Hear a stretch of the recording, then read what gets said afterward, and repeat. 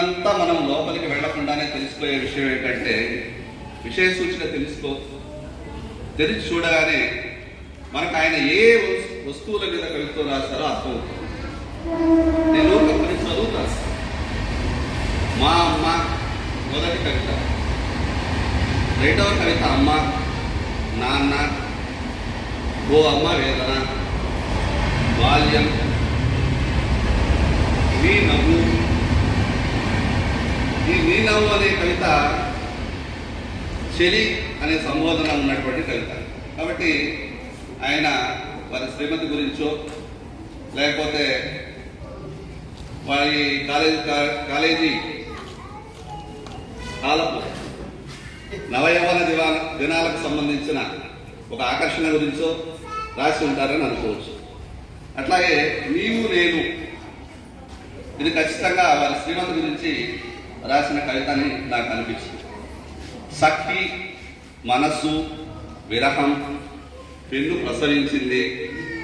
నేను శీర్షికలు మాత్రమే చదువుతున్నాను. కళాకారుడు, డాక్టర్, పంచభూతాలు, యువత, ఆత్మహత్యాయత్నం, పని, నేను కవిని కాను, బతుకు, ఉగాది. ఇది కొన్ని శీర్షికలు. కాబట్టి శీర్షికల్లోనే చాలా సూటిదనం ఉంది. మనం చదువుతున్నప్పుడు శీర్షికలు చూసినా కూడా మనకు ఈయన ఏ అంశాల మీద కవిత్వం రాశారో అర్థమవుతుంది. అంటే గుప్తతను ఏమీ పాటించలేదు. ఆయన చాలా సూటిగా మాట్లాడే తత్వం ఉన్న కవి అని మనకు శీర్షికలు చూస్తేనే తెలిసిపోతుంది. కవిత్వంలోకి వెళ్ళినా కూడా ఆయన ఎక్కడ దాపరికం లేదు. ఈ ముందు మాటలో ఒక చోట ఒక మాట రాశారు, మౌనాన్ని మౌనంగా పలకరించాను అని. మౌనాన్ని మౌనంగా పలకరించాను అని, మౌనానికి ఒక మాట ఇచ్చాను అని.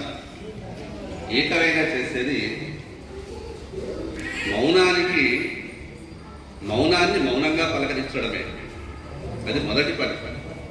తర్వాత పలకరించిన తర్వాత దానికి ఒక మాట ఇస్తాడు.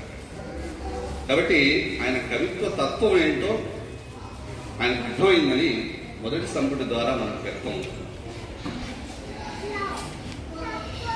కవిత్వం ప్రధానంగా హృదయ సంబంధమైన విషయం అని మనందరికీ తెలుసు. అంటే